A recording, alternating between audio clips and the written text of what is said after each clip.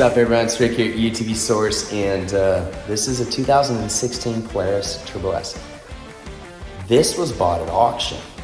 My good friend, his daughter wanted a UTV, but she didn't have a ton of money to spend, so he owns a car lot, he's a dealer, and he had a leg up on this. It was bought at auction. You have to have a dealer's license to actually bid, and that's what they did. They scored it for I think $11,700 and some fees. I went and picked it up. I wasn't sure what to expect, and I didn't know if it was going to turn on, if it was going to steer, or if it was just like a problem. Most of the auctions out there, they check everything out and they disclose everything, so it's kind of like buying from private party. It really is, but you get a better deal. So what I'm getting at is you can do this at home.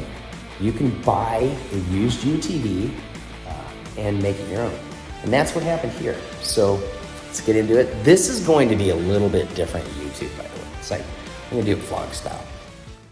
Okay, it didn't look like this when I picked it up. It was roached, it was blue, it was black, it was gray, it was a bunch of different colors. And when I looked on the roof, it's not there right now, it said Polaris RZR Factory Racing. This car actually belonged to Jagged X Racing out in Phoenix, Arizona. And that explains the blue, the gray, and the black. So it was raced, and it had a lot of good parts on it already. So before we started modifying it, we took it on rip. The thing rips. Instead of buying a new cage, I modified it for them. Again, she was on a budget, so I cut it here. The tube actually came down at like tube clamped onto the rear bumper. It looked dated and old and funky, and it just didn't look right. So cut it off, capped it, welded into gusset. Now it's got that racing look. It looks really hot now. It's like cab forward design. Cage structurally is pretty rad, so. Added some whip mount tabs for it as well, and a gusset plate there, and some brackets for the rear light bar, and brackets for that Pro 6. We went with it's like a matte textured finish. It's really hard to scratch, which I'm stoked on that. I'm glad we went with that, because it's gloss black on top, powder coat. And all the powder coating was handled at Candelo Customs, and he did a great job. Let's get into the lights. She wanted a ton of lights. She called me, we had a long talk. She goes, I want a ton of lights, Rick. And I was like, all right, no big deal. What brand do you want to go? She was like, I want to go with KC Hilites. I was like, cool, let's get her done. So that is a KC Hilites Gravity Pro 6. It's a 6 light. If you just want to do a pair pack and get 2 for your front bumper, you can do that. You can order 3, 4, 5, 6, 7, 8, and 9. Pretty neat. This is also a light bar that can be radiused. This one's set up straight. If you look on the top there, you can see all the hardware to loosen it up and give it a curve. It's pretty cool.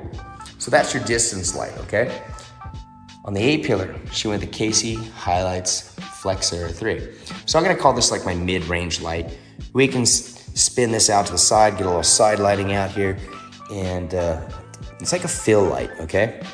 Down low, that's KC Hilites Flexer 4. Very, very, very bright. This is a great light right here. To be honest, like 2 more of those and that would have been enough light on this machine, but like she wanted overkill, so there you go. She's got it all. She's got the distance, mid-range, and the down low out front, and she's never gonna outrun that light, so pretty stoked. Topped it off with pink overlay stickers from 5 and 8 Designs. Looks hot, kind of goes with the theme. You're vibing it, it's black and pink. I'm not knocking it, man. I think it looks hot. I've actually had some pink on some of my UTVs. So the wheels were recoated in the same finish as the cage. They are NXG. It's topped off with a gloss pink beadlock ring, all new hardware. NICs was used running that in. I torqued it down about another pound over. And we went with a little bit bigger tire. So this is the GBC Powersports tire. This is the Parallax. It's a 32 10R15. I've had really good luck with these tires, and that's what she wanted to run, so that's what she got. I think we should talk about a little bit of the performance. So this was already on the machine, and I picked it up from the auction. It's got an MBRP stainless exhaust system. It's actually really quiet, so if you guys are looking for a quiet exhaust system, this is one of them right there, the MBRP. It's paired with the Trinity pipe, and it has the actuator cutout, so we can go from being quiet, hitting a button, and this thing's gonna get really loud. They're gonna hear you. It's pretty cool. It actually sounds really rad, and we'll get into that in just a minute, but it's right there. You hit the button, gets loud, shut it off when you want to be quiet. They live and ride out in Silver Lake Sand Dunes. There is a decibel rating at a lot of riding destinations, so that's a great alternative, guys, if that's what you're kind of having to deal with. If you want to be loud, boom. Want to be quiet, boom, done. It's got an IMG rear bumper / radius rod plate. Down low, we're gonna get into the suspension right now. Since we're right here. It's got a nice aluminum upper radius rod. We put all new hardware on everything. Down low is High Lifter's radius rod for this kit. So this was a 64-inch machine, I believe. I can't tell for sure, but I believe it was a 64 converted to a 72. It has some really nice axles in there. They are RCV axles. I took the coating off and shot them gray, steel it. They looked a little dirty. This is the CEM Trailing Arm. Everything's TIG welded on it and it looks really nice. This is definitely a racing trailing arm. It's really beefy. Again, billet, sway bars. All in all, suspension's pretty legit on this thing. Again, we went through all the hardware, replaced all the rod ends, all the bolts, actually measured them out and had them shoulder and shank correctly. And then up front, again, it's a CEM suspension system. Now this plate right here was added on. It had some nice dents in there, so I had a buddy weld that on both lower arms. Obviously, they hit some rocks, so this is what it is. That's gonna happen. You can see it's a little chingered here still, but you can't make everything perfect, and that's not the whole plan on this anyways, is to get used. So again, all new uniballs and hardware were used. It's got the Walker Evans clickers. Now those shocks are dialed, so obviously Jagged X spent some time in there and this thing's tuned. It rides really, really, really good. It's got the Assault Industries mirrors, and she wanted those back on. I agree, it's a good thing to put back on. Pretty cool. It does have a backup camera. Now, in 2016, this wasn't an option, but they went ahead and added the ride command in there. Now, it doesn't have the shock stuff and all that, obviously, but it does have the stereo system in here, and it can link to other Polarises. So I don't know who did this, but they did a really nice job on it, pretty stoked on it, and you can play the music through it. It's got a set of JL Audio speakers down there by your feet. It actually thumps pretty good. It's got a PCI Race Radio's intercom. So we have car-to-car communications and driver-to-passenger comms as well. And if you don't know about PCI Race Radios, they've been making radios and involved in the off-road racing series for a very, very, very long time. So it's pretty dope. Now, this is the steering wheel it came with, but we added the little pink plate in the back there. Had it powder coated and matched. These are all the switches right here for all the lights. This is cool. This is PRP seats. This is the GT SE model in all pink everything. Like everything is pink on the seat. I wasn't too sure about that, but she nailed it. It looks hot. Looks really good. This is a suspension seat. I would call this like a mid to high level containment seat as well. The seatbelts come through the seats versus over them. It's actually gonna pull you into the seat a little tighter, and the harnesses come through the seat, so that locks you down, okay?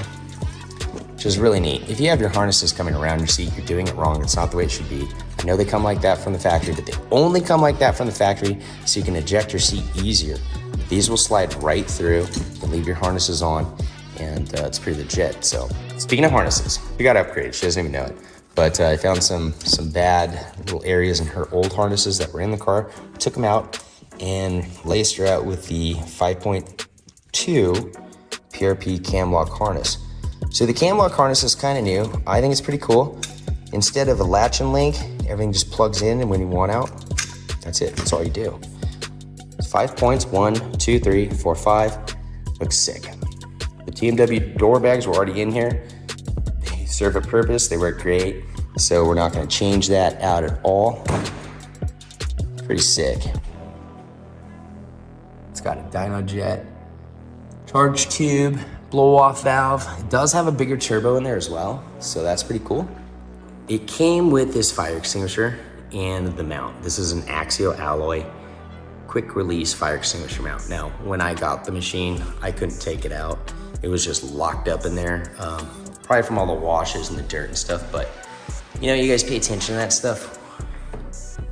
I had to bang it loose. I took an SOS pad to it, cleaned it up, and then put some WD-40 in there, and now it works as it should. Keep an eye on that stuff, guys. If you're out in the sand, the elements, the dirt, and you're off-roading, you want to make sure that you can release that in case you need it, okay?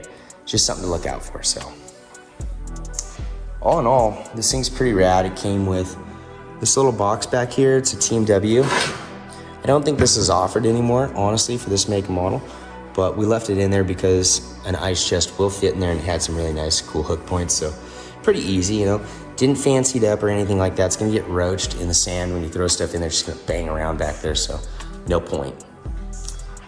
Now this is rear light bar, RLD.